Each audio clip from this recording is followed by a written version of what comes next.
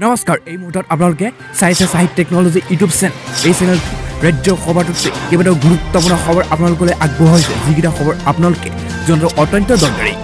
আৰু এই খবৰকেইটা আপোনালোকে উপস্থাপন কৰাৰ আগতেই আপোনালোকে যদি এই চেনেলটো নতুনকৈ আহিছে তেন্তে চেনেলটো প্লিজ ছাবস্ক্ৰাইব কৰি থব আৰু ভিডিঅ'টোত এটা লাইক কৰি উৎসাহিত কৰিব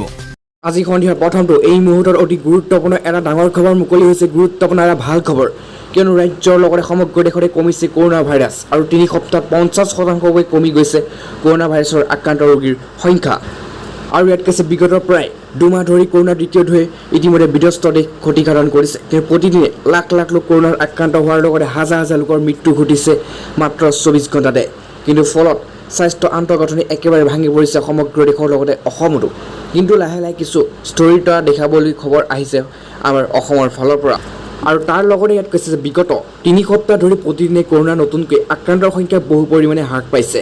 ৭ দিনৰ গড় হিচাপত দেশত কৰোনাৰ আতংক হৈছে ৫০%লৈ কমি গৈছে এইটো বহুতে ভাল খবৰ কিয়নো সমগ্ৰ দেশতে যি কৰোনাৰ হাৰ আছিল সেয়া ৫০%লৈ ডাইৰেক্ট ৫০%লৈ কমি যোৱা খবৰ আমাৰ হাতত আহি পৰিছে আৰু এটা খুব এটা ভাল লক্ষণ কিয়নো ইতিমধ্যে এই কমি যোৱাৰ ফলত সকলো আনলক প্ৰক্ৰিয়া আৰম্ভ কৰাৰ ঘোষণা কৰিছে ভিডিঅ'টো সম্পূৰ্ণভাৱে চাই আজি সন্ধিয়াৰ পাছতো এই মুহূৰ্তত আন এটা গুৰুত্বপূৰ্ণ এটা ডাঙৰ খবৰ মুকলি হৈ আহিছে কিয়নো ৰাজ্যৰ সকলো মনত প্ৰশ্ন উঠি হৈছিল যে ৰাজ্যৰ প্ৰাক্তন মুখ্যমন্ত্ৰী সৰ্বানন্দ সোণোৱালৰ ভৱিষ্যত কি হ'ব তেওঁ কোন পদত মন্ত্ৰী হিচাপে দায়িত্ব ল'ব বা তেওঁ কেন্দ্ৰলৈ যাব নেকি কিন্তু সকলো জল্পনা কল্পনা অন্ত আজি অৱশেষত আৰু দীৰ্ঘদিন ধৰি চলি অহা জল্পনা কল্পনা আজি আকৌ দিল্লীৰ ৰাজধানীলৈ উভতি যাব নেকি প্ৰাক্তন মুখ্যমন্ত্ৰী সৰ্বানন্দ সোণোৱালক কি প্ৰস্তাৱ কেন্দ্ৰীয় নেতৃত্বৰ সোণোৱালকে কেন্দ্ৰীয় নেতৃত্ব জনাইছে মনৰ কথা আৰু ইয়াত কৈছে প্ৰাক্তন মুখ্যমন্ত্ৰী সৰ্বানন্দ সোণোৱালক সন্মানজনকভাৱে পদবী অধিষ্ঠিত কৰাৰ বাবে কেন্দ্ৰীয় নেতৃত্বই ইতিমধ্যে বহুবাৰ তেওঁৰ সৈতে আলোচনা কৰিছে আৰু যথা সময়ত তেওঁক সন্মানজনক পদত অধিষ্ঠিত কৰিব কেন্দ্ৰীয় নেতৃত্বই এই কথা শুকুৰবাৰে সদৰি কৰে লোকসভাৰ সাংসদ দিলীপ শইকীয়াই আৰু এই ক্ষেত্ৰত প্ৰাক্তন মুখ্যমন্ত্ৰী সৰ্বানন্দ সোণোৱালেও নিজৰ মনৰ কথা কেন্দ্ৰীয় নেতৃত্বক জনাইছে বুলিও দিলীপ শইকীয়াই ইতিমধ্যে স্পষ্ট ঘোষণা কৰিছে আৰু সেই হিচাপত কেন্দ্ৰীয় নেতৃত্বই চূড়ান্ত সিদ্ধান্ত চিলমোহৰ মাৰিব আৰু শেহতীয়াকৈ লগতে শইকীয়াই লগতে কৈছে ৰাজ্যসভাৰ আসন খালী আছে আৰু সেইখন কথাটো আছে কিন্তু বিষয়বোৰ হৈছে কেন্দ্ৰীয় নেতৃত্ব আৰু প্ৰাক্তন মুখ্যমন্ত্ৰী আলোচনা কৰি সেই সিদ্ধান্ত গ্ৰহণ কৰিব এইখিনিত এটা ডাঙৰ কথা কিয়নো ৰাজ্যসভাৰ যি আসন আছে মন্ত্ৰী পদৰ সেই আসনো খালী আছে তেওঁ হ'ব পাৰে তেওঁ ৰাজ্যৰ এগৰাকী সন্মানীয় প্ৰভাৱশালী মন্ত্ৰী হিচাপেও পৰিগণিত হ'ব পাৰে প্ৰাক্তন মুখ্যমন্ত্ৰী সৰ্বানন্দ সোণোৱাল সন্ধিয়াৰ পাছতো এই মুহূৰ্তত অতি গুৰুত্বপূৰ্ণ এটা ভাল খবৰ মুকলি হৈ আহিছে কিয়নো দেশৰ প্ৰধানমন্ত্ৰী নৰেন্দ্ৰ মোদীয়ে এক বৃহৎ কেইবাখনো আঁচনি জাৰি কৰিছে তাৰ মাজতে প্ৰথমতে ইয়াত কৈছে যে ক'ভিডত অনাথ হোৱা শিশুৰ বাবে নৰেন্দ্ৰ মোদীৰ ঐতিহাসিক আঁচনি ১০ লাখ টকা ফিক্সড ডিপজিটৰ লগতে আছে বহুতো সুবিধা আৰু ইয়াত কৈছে কৰোনা মহামাৰীৰ বাবে অনাথ হোৱা শিশুৰ প্ৰতি লক্ষ্য ৰাখি প্ৰধানমন্ত্ৰী নৰেন্দ্ৰ মোদীয়ে ঘোষণা কৰিছে গুৰুত্বপূৰ্ণ আঁচনি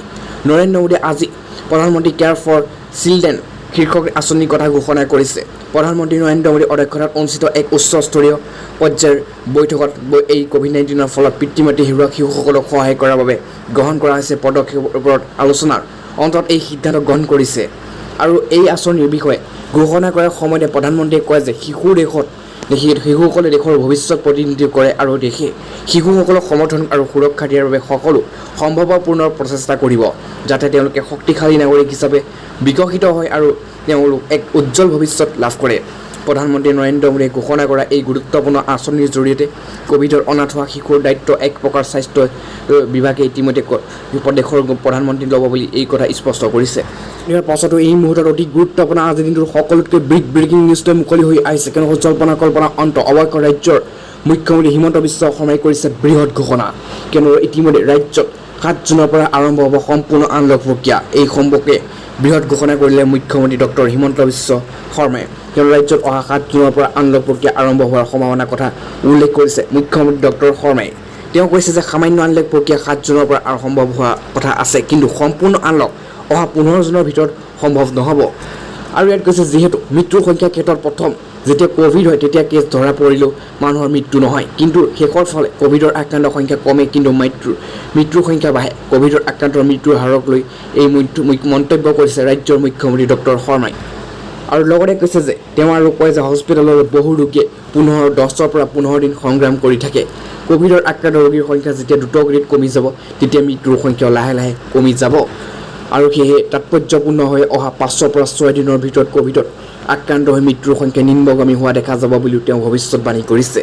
আৰু তেওঁ লগতে কয় যে প্ৰতিদিনে অসমত 60,000কৈ ভেকচিন প্ৰদান কৰি থকা হৈছে। অসমত 40 লাখ ভেকচিন লোৱাৰ লোকৰ সংখ্যা অতিক্ৰম কৰিছে আৰু জুলাই মাহত ভেকচিনৰ উৎপাদন দুগুণ হৈ যাব। ডিচেম্বৰৰ ভিতৰত ভাৰতৰ প্ৰতিজন ব্যক্তিয়ে লগতে অসমতো 2টা ড'জ ভেকচিন লাভ কৰিব সক্ষম হ'ব, সেইটো নিশ্চিত ইতিমধ্যে তেওঁ স্পষ্ট ঘোষণা কৰিছে। আৰু তাৰ লগতে ইতিমধ্যে তেওঁ স্পষ্ট ঘোষণা কৰি কয় যে অহা 7 জুনৰ পৰা ৰাজ্যৰ যি এতিয়া আন্তঃজিলাৰ পৰা দোকান বন্ধ সকলো SOP ইতিমধ্যে যি জাৰি কৰিছে, এতিয়া আপোনালোক 2টা বজাৰ পিছত আপোনালোকে ঘৰৰ পৰা ওলাব নোৱাৰে। আৰু তাৰপিছতে যি আন্তঃজিলা যাতায়াত ইতিমধ্যে বন্ধ কৰি থৈছে, এই সকলো আনলক অৰ্থাৎ খুলি দিয়াৰ সিদ্ধান্ত গ্ৰহণ কৰিব ৰাজ্য চৰকাৰ নৱনিৰ্বাচিত মুখ্যমন্ত্ৰী ডক্টৰ হিমন্ত বিশ্ব শৰ্মাই। আৰু এই কথাকে আজি এক বৈঠকত মিলিত হৈ হাই ভোল্টেজ বৈঠকত মিলিত হৈছিল, তাৰপিছতে এই বৃহৎ সিদ্ধান্ত উপনীত হৈ সন্ধিয়াৰ পাছত এই মুহূৰ্তত আন এটা ডাঙৰ খবৰ মুকলি হৈ আহিছে, কিয়নো কৈছে আলফাই আৰু চৰকাৰ আলোচনাত মধ্যস্থতা কৰিবলৈ সাজু হৈছে অৱশেষত মানৱ অধিকাৰ পৰিষদ। কিন্তু এটা বৃহৎ খবৰ এই মুহূৰ্তত, কিয়নো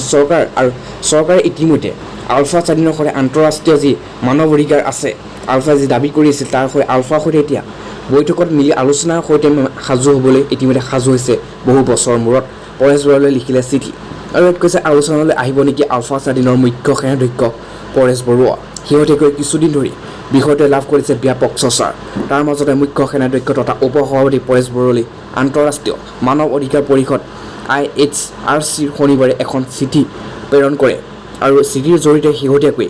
আলোচনাৰ পৰিৱেশ আৰু ৰচনা কৰাৰ বাবে পৰেশ বৰুৱা আৰু আন্তঃৰাষ্ট্ৰীয় মানৱ অধিকাৰ পৰিষদে অভিনন্দন জ্ঞাপন কৰিছে আৰু লগতে প্ৰয়োজনীয় আলোচনাৰ মধ্যস্থতাকাৰী হোৱাৰ বাবে আগ্ৰহ প্ৰকাশ কৰিছে। আৰু সেয়েহে ইয়াত কৈছে ৰাষ্ট্ৰসংঘৰ অধীনৰ সংস্থা আন্তঃৰাষ্ট্ৰীয় মানৱ অধিকাৰ পৰিষদ এনেদৰে আলোচনাৰ মধ্যস্থতা কৰিবলৈ আগ্ৰহ প্ৰকাশ কৰাটো অতি গুৰুত্বপূৰ্ণ হিচাপে বিবেচিত কৰা হৈছে। আন্তঃৰাষ্ট্ৰীয় সংস্থাটোৱে মুখ্যমন্ত্ৰী ডক্টৰ হিমন্ত বিশ্ব শৰ্মা আৰু প্ৰধানমন্ত্ৰী নৰেন্দ্ৰ মোদী কাৰ্যালয়তে আলোচনাৰ জৰিয়তে সমস্যা সমাধানৰ বাবে আহ্বান জনাইছে।